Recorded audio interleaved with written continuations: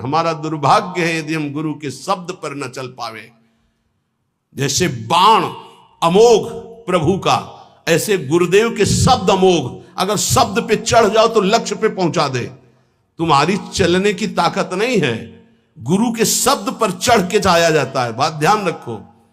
जैसे हनुमान जी महाराज जब अवधपुरी से ऊपर से जा रहे थे द्रोणागिरी ले, तो भरत जी महाराज तो राम वियोग में व्याकुल थे। सेवक ने सूचना की कि प्रभु ऐसा लग रहा है कोई निशाचर अवधपुरी को नष्ट करना चाहता है, क्योंकि ऊपर पहाड़ लेकर के इधर से। तो ये पता ही था कि राम रावण युद्ध हो रहा है। भरत जी तत्काल सावधान हुए और एक बिना फण का बाण संधान करके मारा कि शत्रु पक्ष घायल होकर आए और पहाड़ को रोक लिया जाए। दोनों काम एक साथ। जब कभी वीरता की बात आती थी तो हनुमान जी से भरत जी की सराहना करते थे, तो हनुमान जी को लगता था भरत जी कैसे वीर हैं।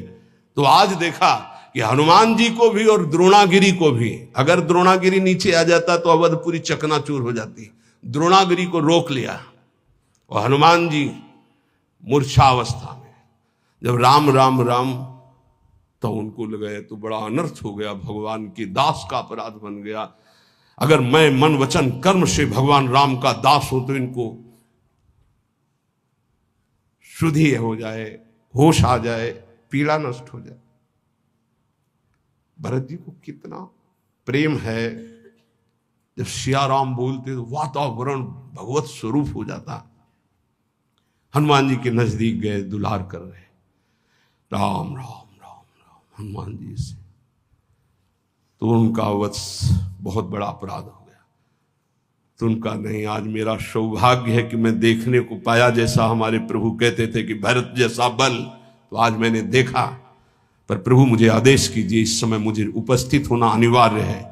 तो बोले तुम्हारे चोट लग गई है, मेरे बाण पर चलो, मैं द्रोणागिरी सहित तुम्हें अभी एक क्षण में रामादल पहुंचाता हूं। तो एक बार तो विचार आया, मोरे बाहर चली किन बाना, मेरा वजन और द्रोणागिरी का। पर उनका नहीं नहीं, राम भ्राता है, ऐसा कर सकते हैं। तो उनका प्रभु आपका आशीर्वाद ही काफी है, आप केवल आज्ञा दीजिए। तो जैसे भरत जी कह रहे थे बाण पर अभी मैं आपको और द्रोणागिरी को एक क्षण में पहुंचा देता हूं रामादल, सत्य मानना। गुरु के वचन शब्द जो है वो ऐसे बाण है जिन पे बैठ जाओ तो माया से क्षण में पार कर दे, पर वो देहाभिमानी नहीं स्वीकार कर पाता है। बादई हो तो कुम्हार को कूकर, खाली हृदय गुरु रीति न मानत, काचे धर्म मिन के सुनो छंद, धर्मी धर्म मरम न जानत। और नाना तरंग करत छिन ही छिन, रोवत रेट न लार संभारत। और प्रेमी जनों के बीच में बैठे तो सोच रहे हैं कुछ और बात, कोई दुख का चैप्टर, और थोड़ा आंसू थोड़ा तच्छिन प्रेम जनाई कहंत, जो मेरी सी रीत का है नानुसारत। अब प्रेमी जन तो भावुक होते हैं, बड़ी कृपा है आप पे, आप श्री जी के लिए अश्रु प्रवाह किए, श्री जी के लिए आप तच्छिन प्रेम जनाए। पकड़ गए कि प्रेम नहीं है। क्यों? प्रेमी कभी स्वीकार ही नहीं करता अपने साधना को, अपने प्रेम को। तच्छिन प्रेम जलाई कांत, जो मेरी सी रीत का है ना अनुसार। रसिक समझ गए कि ये इसका आंसू प्रियालाल के लिए नहीं थे, ये तो केवल प्रेम प्रदर्शित करने वाला था। अब वो जब उदास हो गए रसिक जन, देखो उदासीनता आई, तो तच्छिन झगड़ रिसाई कहंत, जो मेरी बराबर औरन मत, और झगड़ने लगे कि मुझे प्रेमी कहो। ऐसे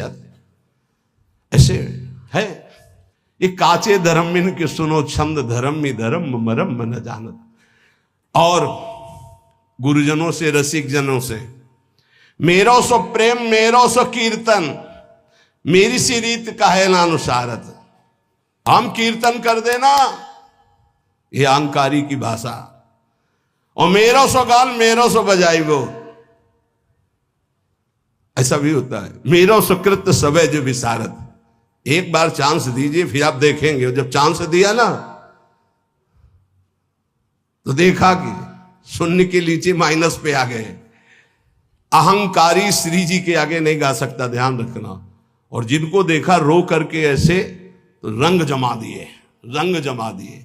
जिनको था कि मैं कुछ नहीं हूं, रो रहा है श्री जी के चरणों में, तो रंग जम गया। और जिनको था कि हां कुछ नहीं, बोले मेरो सो प्रेम मेरो सो कीर्त। बात करने से पता चलता है कि साधक रसिक है या अहंकार का रसिक है, श्री जी का रसिक है या अहंकार का रसिक। वैसे प्रायः अहंकार का ही होता है। कोई बिरला जो कहे हरिवंश रस बिरलो समझनहार। यहां तो ऑपरेशन थिएटर है, यहां तो तुम्हें इत्र लगा के नहीं भेजा जाएगा, यहां तो ऑपरेशन करके भेजा जाएगा।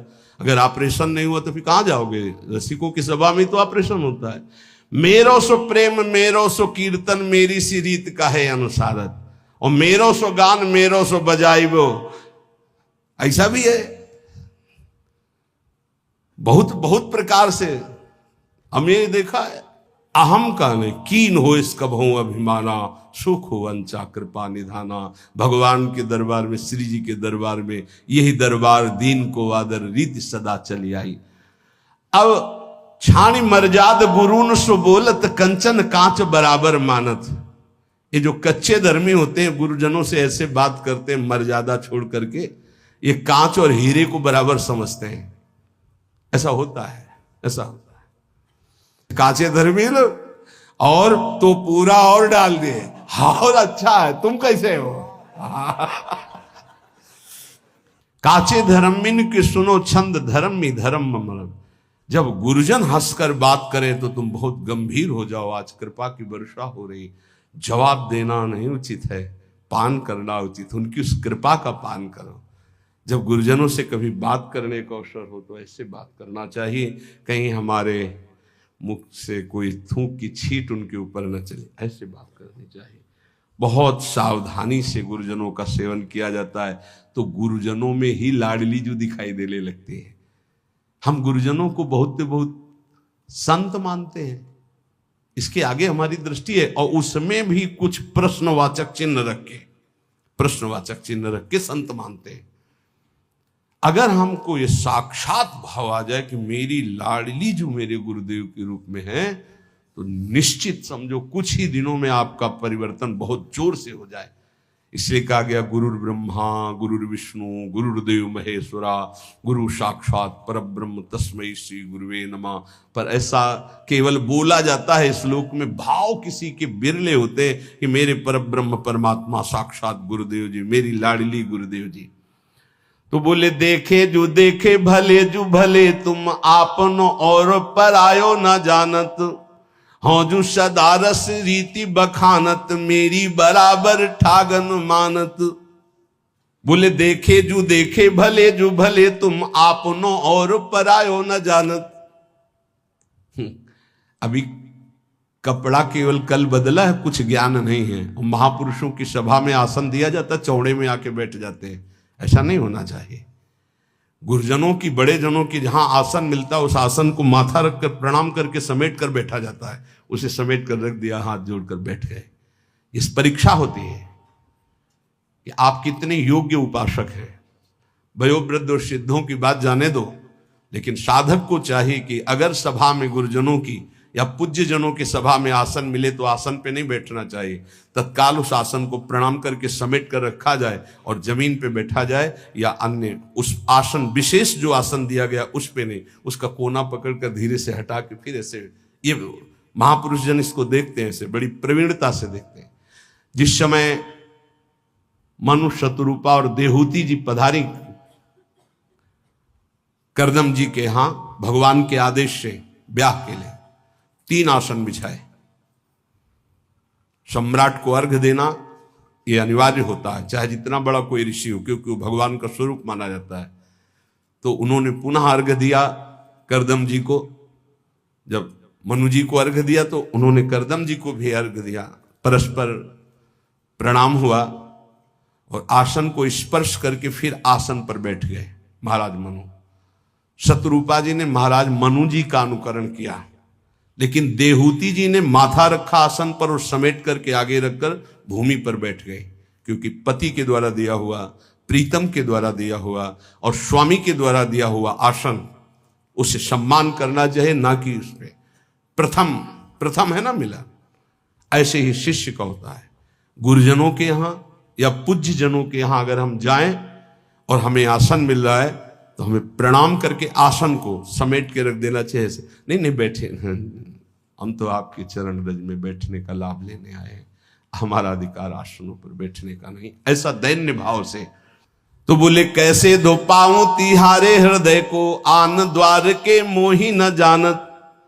सेवक जी महाराज कहते हैं तुम हमारे हृदय की बात को कैसे समझ पाओगे, तुम अभी आन द्वार में हो, कच्चे धर्मी हो, कहीं मान प्रिय है, कहीं संसारिक धन का लाभ प्रिय है, कहीं भोगों का लाभ प्रिय है। हमारे द्वार में खड़े हो तो तुम्हें समझ में आएगा कि रसिक किसे कहते हैं। जहां किंचन मात्र सुसुख वासना नहीं, केवल श्यामा श्याम का अनुराग। आन द्वार के मोहि न जानत, काचे धर्म मिन की सुनो छंद, धर्म में धर्म मरम न जानत। और तरंग सुनो अति मीठी, सखीन के नाम परस्पर बोल। ये सब मना किया गया, वाणी जी है, बहुत बड़े महापुरुष बोल रहे। ये वृंदावन नित्य विहार रस है, इसमें ये सब ना करे तो रस प्राप्ति हो जाए। और तरंग सुनो अति मीठी, सखीन के नाम परस्पर बोलत। लाल गाल, पलके भी लाल। अरे यहां लाली मेरे लाल की, जित देखूं तित लाल। जिधर देखे मेरा प्रीतम, ये श्रृंगार है अपने हृदय का। और लाली देखन मैं चली, तो मैं भी हो गई लाल अंदर से, प्रिया प्रीतम है। ये गाल लाल करने से लाल जी थोड़ी मोहित हो जाएंगे। फिर क्या होता है, ये भी दर्शन किए हैं। और तच्छिन केस गहंत जो मुष्टि हनि, साकत शुद्ध बचावत डोलत। ये चलता है। 100 वाला नोट तूने क्यों दिया? बोले वो हमारी तब दिया था, एकांत में चल रहे हैं घूसे। ये सखी सहचरी की उपासना नहीं भाई, यहां मोक्ष सुख का भी त्यागी है। इसलिए बाहरी बोले अपनी सहचरी भाव को पास, तो सहचरी शरीर है क्या? अरे बनिता पुरुष भाव मिट जाए, सेवे ललितादि के भाई। ये परमहंसों का रस है। ऊपर से चुनरी और चोली पहनने से सहचरी नहीं हो जाता। स्थूल सूक्ष्म कारण तीनों शरीरों का त्यागी सच्चिदानंद भाव का सहचरी भाव है। कह रहे बनिता पुरुष भाव मिट जाए। बनिता कहते स्त्री शरीर, पुरुष कहते पुरुष शरीर, दोनों का शरीर भाव मिट जाए। पांचों भूले दे सुधी। एक मच्छर काट रहा है तो उसको तो भूल नहीं पा रहे। पांचों भूले दे सुधी, छठे भावना रास की, तब रास की भावना में डूब। यही तो है गुरुजनों की। कह रहे सेवक जी महाराज, कैसे दो पाऊं तिहारे हृदय के, आन द्वार के मुंह न जानत। जो गुरुजनों की आज्ञा का पालन नहीं करते, छाणी मर्जाद गुरुन से बोलत, अपनी अपनी मनमानी कर रहे, कैसे दिव्य भाव देह को प्राप्त हो। सेवक जी कह रहे ये परस्पर नाम सखियों के रखते हैं, थोड़ी थोड़ी बात में घाटे मुनाफे में, इधर उधर अनुकूलता प्रतिकूलता में फिर थप्पड़ और घूंसा चलते हैं, लिखा हुआ है। और सेवा का एक हमारा ग्रंथ है सेवा विचारम, उसमें लिखा हुआ है कि ऐसा भाव प्रकट में करके अपराध न करे। अपराध किस बात का? मजाक मत बनाओ, इसको मजाक मत बनाओ। ये मजाक नहीं, ये सच्चिदानंद रस है। श्री कृष्ण के लिए जो अर्पण करने की बात हो, मीरा जी से सीखो। मीरा जी से बड़ा कोई गोपी नहीं है, ध्यान रखना। मीरा जी की जरा जीवन चरित्र को पढ़ के देखो, रत्नावती के जीवन चरित्र को पढ़ के देखो, भागमती की, यमुना बाई, करमैती बाई, कर्मठी बाई। ये नौटंकी नाटक मत करो। एक से एक महान महिमामयी हमारी श्री कृष्ण प्रेमी हुई है, उनके जीवन चरित्रों को पढ़ के देखो। ये बाहरी नाटक मत करो। तच्छिन केस गांत मुष्टि हनि, साकत शुद्ध बचावत डोलत। तच्छिन बोले तू प्रेत तू राक्षस। पहले बोली ललिता विशाखा सखियों के नाम, फिर चले घूसे और फिर आ गए अपने स्वरूप में। वो बोले प्रेत, तो बोले तू राक्षस। और फिर परस्पर जाति प्रमाणत, फिर जाति की गालियां सुनी। तू सारी ऐसा, तू नीच, कहां गया तुम्हारा भाव? बोले काचे धर्म इनके सुनो छंद, धर्मी धर्म मरम न जानत। कभी संग मत करना, ऐसा प्रार्थना है सच्ची। मान लीजिए इस समय इस रस में इतनी ऊंचाई पर सब महापुरुषों को प्रणाम है, लेकिन जो गुरुदेव की ऊंचाई, शांत भाव, दास्य भाव, शक्य भाव, वात्सल्य भाव, गोपी भाव, सहचरी भाव की जिस ऊंचाई पर गुरुदेव भगवान है, ऐसे बिरले कोई महापुरुष होते, बिरले महापुरुष होते हैं। ये हमारा सौभाग्य है कि मुझे लाडली जी ने ये गर्व करने के लिए दिया कि मेरे गुरुदेव ऐसे हैं, मेरी स्वामिनी ऐसी हैं। सेवक जी महाराज कह रहे हैं ऐसे मार्ग से भ्रमित होकर कोई मनमानी आचरण ना करे, नहीं तो रस की प्राप्ति नहीं होती। बोले भूल करके कभी ऐसा संग नहीं, और ऐसा कभी बोले परमहंसों का एकांतिक रस है। जान्यो धर्म देखी रस रीति, जो निष्ठुर बोलत बदन प्रकाशित। बोले ये जो कच्चे धर्मी लोग होते हैं, ये बहुत कड़ुआ बोलने वाले होते हैं। इनका नाक में गुस्सा रहता है, कच्चे धर्मियों के। निष्ठुरता पूर्वक हृदय में चुभ जाए ऐसे वचन बोलते हैं। सेवक जी कहते हैं इस प्रकार के आचरण करने वाले कच्चे धर्मियों का कभी संग नहीं करना चाहिए, नहीं तो ऐसे न वैसे रहे मजरेढो पाछलियो जो करी निर्वासी। मजरेढो बहुत ज्यादा होते हैं। मजरेढो समझते हो? ना गृहस्थ के, न विरक्त के, न संसार के, न प्रभु के, बीच में डोलते हैं, ऐसे बहुत होते हैं। ऐसे न वैसे रहे मजरेढो पाछलियो जो करी निर्वासित। फिर ये वही फिर जैसे के तैसे वहीं पहुंच गए, वैसे उससे भी नीचे गिर गए। क्योंकि गिरे हुए पुरुष को तो उठने का चांस है, लेकिन जो उठ करके गिरता है उसकी हड्डी टूट जाती है, उसको फिर उठने का चांस नहीं रहता। एक बार भगवत कृपा हुई, आप शरणागत हुए, भगवत मार्ग पर चले, और आपने गुरुद्रोह अवहेलना, फिर वो जो गिरता है तो मूल मेरुदंड टूट जाती है। मेरुदंड, अब उपासना का भाव ही नष्ट हो गया। अब किस जन्म में, कब, किस युग में अवसर ऐसा आवेगा, भटको। काचे धर्म इनके सुनो छंद, धर्मी धर्म मरम मन जान। ये ऐसे होते हैं, एक रिशाने से रूखे से दिखत, पूछत रीति भभूकत धावत, एक रंग मगे बोलत चालत, मामूले हु बपुर जु जनावत। एक ऐसे होते कि बात करो तो बिल्कुल भभूकत, भूकत मतलब किसका, समझ रहे हो ना? हाँ, बात करो तो एकदम खा के दौड़ जाएंगे। ऐसे ऐसे होते हैं, बहुत विचित्र विचित्र। इसीलिए इतना ही काफी है, गुरुदेव भगवान को साष्टांग दंडवत। जिनसे परिचय है प्रेमी रसिक महापुरुषों को पंचांग दंडवत, साष्टांग दंडवत, जैसा भाव बना, और चराचर जगत को नमन। ये सिद्धांत वैष्णव सिद्धांत में है। किसी को छूने की जरूरत नहीं है, अपने गुरुदेव भगवान की चरण रज अपने लिए पर्याप्त है। हमें किसी और के सपोर्ट की जरूरत नहीं है। बोले एक रिशाने से रूखे से दिखत, दर्शन मात्र से लगता है कि गुस्सा है। बात करे तो कैसे बात करनी चाहिए? हरिवंश नाम का प्रताप जिसके उदय होता है, हंसी बोले बहुमान श्री हरिवंश। आप कैसे हैं? बहुत प्रिय वचन है। बचने का दरिद्रता है, पैसा लगता है मीठा बोलने में, हित बोलने में पैसा लगता है। श्री हरिवंश, राधे श्याम, राधे श्याम, और आपका मंगल है, ठीक है, बस ऐसे। एक रिशाने से रूखे से, ये काचे धर्मी, एक रिशाने से रूखे से दिखत, पूछत रीति भभूकत धावत।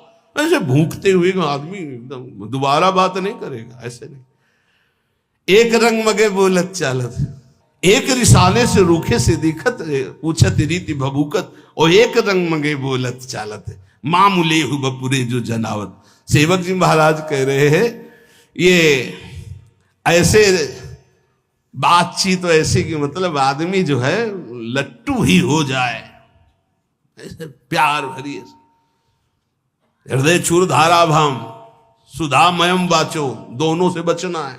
एक रिसाने से, रूखे से दिक्कत, और एक बहुत है, जहां बहुत है शहद है तो वहां मक्खी भी है, डंक भी है। उचित प्रेमी जन उचित व्यवहार करते हैं। अगर तुमसे कोई बहुत चिपकावपन व्यवहार का हो रहा तो कुछ है तुम्हारे पास। जैसे सनातन गोस्वामी जी जब भागे थे ना, तो डाकू, हम आपको छोड़ दें आपको, तो सेवक से पूछा कुछ है क्या नहीं तुम्हारे पास? बोले हाँ, वो मोहरे थी ना साथ, तुम चुरा के लाए थे आपके खर्चा के लिए। बोले इसीलिए बहुत प्यार से बोल रहा है, दे दे इसे, हम जानते हैं कौन है, डाकू है, इसको दे दे। ये अगर तुम्हारे पास कुछ है और फिर कोई बहुत प्यार से बोल रहा है, वो बात समझना है। एक रंग मगे बोलत चालत मामिले हो, बहुत है सम्मान स्वागत तो बहुत होश में, और बहुत है नाक में गुस्सा तो भी होश में। सेवक जी महाराज कह रहे, एक बदन के साची साची का है चित्त सच्चाई की एको नानत। साधु बाहरी नहीं होता, साधु आंतरिक शत्रुओं को परास्त करके दिग्विजयी योद्धा होता है। काम क्रोध मद मान न मोहा, लोभ न क्षोभ राग नहीं द्रोहा, जिनके कपट दम्भ नहीं माया तिनके हृदय बसौर। षड विकार जित अनघ अकामा। चूक होना, फिसल जाना एक अलग बात है, लेकिन उसे स्वभाव बना लेना, उसका रसास्वादन करने लगना। एक बदन के साची साची का है चित्त सच्चाई के एको आनंद। एक भी आचरण नहीं है जो बोला जा रहा है। क्या ऐसे प्रवचन से संसार का लाभ होगा और क्या ऐसे प्रवचन से आपका लाभ होगा? हाँ, लाभ होगा, जो अलाभ है, धन का लाभ होगा, प्रणाम नमस्कार होंगे, शिष्य बन जाएंगे, ये अलाभ है, ये अलभ्य लाभ नहीं है। अलभ्य लाभ तो कुछ और है, जो निरंतर भगवदाकार वृत्ति निर्विषय हृदय प्रियालाल के प्रेम में डूबा हुआ। बोले एक धर्म समुझे बिनाव गोसाई के होए जो जगत पुजावत। मूल न मंत्र टटोरा की रीति धर्मी न पूछत बदन दुरावत। सेवक जी जो कह रहे बिल्कुल अक्षरशः वैसा देखा। मूल न मंत्र टटोरा की रीति, टटोरा की रीति शायद ये हो सकता है, शायद ये हो सकता है ऐसे, क्योंकि खुद को नहीं प्राप्त है। आचार्य परंपरा से, महापुरुषों से जब तक जोड़ा नहीं जाता तब तक वो मंत्र नहीं प्राप्त होता, केवल इधर उधर की खेचतान। एक धर्म समुझे बिना गुसाई के हुए जो जगत पुजावत। मूल न मंत्र टटोरा की रीति धर्मी न पूछत बदन दुरावत। और जब रसिकों का सामना होता है तो आंख नहीं मिला, कभी सामने नहीं आएंगे। धर्मी न पूछत बदन दुरावत। ओ एक मुलम्मा सो देत उघारी जो बल्लभ सो बल्लभ परमानत। एक ऐसे हैं जो भगवत प्रेम रस रीति को समझते नहीं हैं, केवल प्रवचन करते हैं जैसे लोहे पर सोने की पालिश की जाए। कितनी देर टिकेगी, कितनी देर टिकेगी? जब हृदय स्वर्ण नहीं है तो ऊपर से पालिश वचनों की करने से टिकता नहीं है। बोले पालिश हटने पर जैसे आकर्षण खत्म हो जाता है, ऐसे नाटक कितने दिन चलेगा? प्रवचन का नाटक कितने दिन चलेगा? ये महापुरुषों के वचन है। आकर्षणहीन प्रवचन से किसी का भी परिवर्तन नहीं होता। आकर्षण होता स्वयं के आचरणों का, तपस्या का, स्वयं का भजन का, स्वयं के अनुभव का। और वो नहीं है तो केवल प्रवचन मानो जैसे लोहे पर पालिश कर दी जाए सोने की। अच्छे अच्छे वचन छाट कर बोल रहे पर है हृदय में कुछ नहीं। और जब प्रेमियों के सामने उनकी दृष्टि पड़ती तो बोले मुंह छुपाकर भागते, वहां मिनट भी नहीं बैठ सकते हैं। और ये लोग अपनी बात में बल्लभ को बल्लभ परमात्मा उदाहरण देते हैं प्रिया प्रीतम के प्रेम का सांसारिक दंपत्ति से।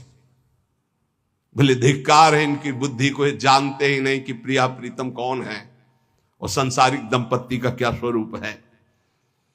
और जब कोई गुरुजन इनसे समझाने की चेष्टा करे तो एक गुरु न सो बाद करंत। गुरुजनों से तर्क नहीं किया जाता। हमें रास्ता पता है कि परिक्रमा मार्ग से बिहारी जी ऐसे जाया जाता है, और एक गोसाई जी के घर से दरवाजा खुलता है जो बिल्कुल सीधे आंगन में खुलता है। वो दरवाजा हमें नहीं पता, हमको मेन रास्ता पता है। गुरुदेव वो रास्ता जानते जो सीधे बिहारी जी के सामने। अब हमें तर्क होता कि रास्ता तो ये है ही नो, ये हमको ऐसे के चुपचाप चले जाओ पीछे। तो किसी के गोसाई जी के घर में गए और घर से जब दरवाजा खुला तो बिहारी जी के आंगन में पहुंच गए। कभी गए हो इनमें इतने में बैठे हुए? वो पर्सनल है, हमको ले गए क्योंकि हम भिक्षा मांगने जाते थे। तो कहा था बाबा मंगला होती है एक बार बिहारी जी की, तब कहा था कि भीड़ में मत खड़े होना, हमारे घर आ जाना। जो ही गए ऐसे घर में घुसे, ऐसे दरवाजा खोला, सीधे आंगन में पहुंचे और बिहारी जी की तरफ। गजब है, पर्सनल का मतलब क्या है? इसीलिए एक गुरुन सु बाद करंत, जो ये बात बहुत बैठालनी हृदय में कि गुरुदेव के शब्द पर प्रश्न नहीं आना चाहिए। ये ज्यादा बुद्धिमानी करना गिरने का लक्षण होता है। गुरु के शब्दों पर ज्यादा बुद्धिमानी ना करे, वो जैसे बोले वैसे ही पकड़ ले चुपचाप। एक गुरुन सु बाद करंत, जो पंडित मानी हुए जी भई ऐठत। गुरुदेव ने कहा ऐसे चलना है, नहीं तो वो शास्त्र में तो ऐसे, तुम शास्त्र के शब्द का साक्षात्कार क्यों? वो साक्षात्कार करके बोल रहे हैं। शास्त्र ऐसे आज्ञा करते हैं कि उत्तर की तरफ जाना है और ठीक 10 कदम के बाद दक्षिण की तरफ मुड़ करके पश्चिम जाना है। अब आपको क्या पता, अगर चला नहीं है तो केवल उत्तर की ओर चलते जाओ, लक्ष्य नहीं मिलेगा। ये अनुभूत महापुरुषों से ही पता चलता है। तभी है चाहे शिव बिरंच सम होई गुरु बिन भव। तो कच्चे धर्मी क्या होते हैं? गुरुजनों से तर्क वितर्क करने लगते हैं, अपने को ज्ञानी, अपने को पंडित मान। और फिर इनकी हालत क्या होती? एक दरब की जोर बरब बट आसन चाप सभा मदि बैठत। रुपया इकट्ठा करते हैं, उसके बल पर गुरुजनों के सामने महंगा आसन बिछा करके फिर ऐसे कभी कभी इससे देखने को मिलता है, अरे गुरुजनों के सामने आसन, सिर भर जाऊं चितस मोरा, सबसे सेवक धर्म कठोरा। और एक जो फेरी रीति उपदेशत, एक बड़े हुए ना बात प्रमाणत। अपने नए चेला बनाना शुरू कर दिए। गुरुदेव अलग हो, चेला बनना शुरू हो गया और रीति उपदेशित करते हैं, पर उनको खुद पता नहीं कि गुरुदेव की कृपा के बिना रस रीति का जागरण ही नहीं होता। ऐसे काचे धर्मी होती है। सेवक जी कहते हैं मनमानी आचरण करने वालों को कभी श्यामाजू प्रसन्न नहीं होती, कभी नहीं मिलती। एक धर्मी अनन्य कहा है बड़ाई को न्यारी, ये बाजी सी मानत। एक ऐसे धर्मी है कि प्रिया प्रीतम के प्रेम की बात छोड़ करके अपनी बड़ाई के लिए सारा प्रयास करने लगते हैं। और के बाप सो बाप कहंत, दरब के काज धर्म में ही छाणत। और के बाप को बाप कहन सो दरब के काज धर्म, अपने धर्म में टिके रहो। हमारे माई श्यामाजू को राज, बोलत बोल बटाऊ से लागत, हुए गुरु मानी न बात प्रमाणत। जब रसिक जन इनको उपदेश करते हैं तो ऐसे लगते हैं जैसे रास्ते में चलते लोग बात करते हैं। ये अपने को गुरु मानने वाले अहंकारी जीव कभी सच्चे रसिकों की शरण होकर अपने अहंकार का नाश नहीं कराते। सेवक जी कहते हैं परखे सुनो सुजान जहां कछु और कचाई, भक्त कहे प्रसन्न नतरुता कहे बुरबाई। बोले ये कच्चाई का लक्षण है कि बड़े भजनानंदी हैं तो प्रसन्न, अगर कह दे दम्भी है तो नाराज हो जाएंगे। नहीं, जब कोई कहे दम्भी है पाखंडी है तब अंदर प्रसन्नता होनी चाहिए। सुनकर सही पकड़ा। हे स्वामिनी जी देख लो, ये भी कह रहे हैं और हम भी कह रहे हैं, अब हम पर कृपा करो। आचार्य कह रहे हैं अपने को हम तो चा परम अधमा, तो कह रहे परखे सुनो सुजान जहां कछोर। जहां कच्चाई होती है तो वहां बड़ाई सुनकर छाती ठंडी होती है और बुराई सुनकर के गुस्सा आती है। दिए सराहे सुख रहे दुख में दिन राती। अगर इनको देव भेंट देव, बड़ाई देव, प्रणाम करो तो सुखी, और नहीं तो रात दिन जलते रहते हैं। खावे को जो सजाती खर्च को होती बिजाती। ये ऐसे है कि जहां व्यवस्था की बात आई तो बोले हम तुम तो गुरु भाई हैं एक ही रस के, और जब सेवा का अवसर आया तो बिजाती बन गए। तो हे उपासक, ऐसे अनन्य धर्म में दीक्षित होकर प्रिया प्रीतम होकर इन कचाइयों को छोड़ो। लय उपदेश कहा अनन्य अनहाय अनर्पित, जाय गटकत आस करें विषहीन के आगे जो देखे में जोरत हाथ लटकत। दीक्षा ले ली, बिना अर्पित किए बिना भोग लगाए जल और भोजन पा रहे हैं, दुर्गति पक्की। पानी भी मत पियो बिना राधा वल्लभ लाल की जय बोले। भोग भी अगर है तो 1 मिनट रुको, राधा वल्लभ सिंह हरिवंश, राधा वल्लभ सिंह हरिवंश, राधा वल्लभ सिंह, हे राधा वल्लभ लाल पाओ। अगर ऐसी जगह भोग नहीं लगा सकते, पाओ, जय राधा वल्लभ लाल की, नाम लो, जय जयकार बोलो, फिर पाओ। ले उपदेश का है अनन्य, नहाय अनर्पित जाए गटकर। उपदेश ले लिए, अनन्य कहलाए, न स्नान से मतलब है, न भोग समर्पित से मतलब है, बस वो बेडटी उठते ही अरे अजर अमर हो जाओगे। सेवक जी कह रहे हैं, लय उपदेश कहा अनन्य अनहाय अनर्पित। अगर श्री जी को अर्पित करके जल, श्री जी को अर्पित करके भोजन, तो ये देश ऐसा है, ये भेष ऐसा है, भगवत मार्ग ऐसा है कि कोई भी प्रारब्ध तुम्हें परास्त नहीं कर सकता। बड़े से बड़ा प्रारब्ध भयभीत हो जाएगा, पक्का मानिएगा, भयभीत हो जाएगा। प्रारब्ध भोग अपना, रोग थर्रा के सोचे कि कभी किसी जन्म में इसके पास नहीं आएंगे। हम कान पकड़ते हैं, कभी किसी जन्म में नहीं आए, और यहां अपने को मनाना होता है कि ये रोग कभी ना आवे। नहीं, ऐसे बनो कि रोग हाथ जोड़े कि प्रभु अगर हमें प्रारब्ध रूप में कहीं भेजना हो तो अपने दासों के पास मत भेजना। नहीं, ये हमारी कान ही नहीं मानते, कभी नहीं। ये हम आपको प्रार्थना इसलिए कर रहे हैं कि शरीरम व्याधि मंदिरम, कोई भी रोग आ सकता है। इतने नाम जापक बनो और बिना प्रभु को अर्पित किए कुछ खाओगे नहीं तो तुम्हारे अंदर रोग का प्रभाव परास्त नहीं कर पाएगा। गांठ बांध लो, 1 बूंद भी पानी बिना अर्पित किए ना जाए तो वो शरीर में जो दिव्यता आएगी, वो इसको, इस रहस्य को समझो। आस करें विषयन के आगे जो देखे में जोरत, हाथ लटकत। सेवक जी कह रहे कभी भी श्री जी के कहला के विषयी पुरुषों के आगे हाथ मत पसारना। कीर्ति के आयु कीर्ति सो जीवन काहे विनाशत काज हटकत। अरे कितना जीवन रह गया है, कोई 30 का है, कोई 40 का है, कोई 50 का है।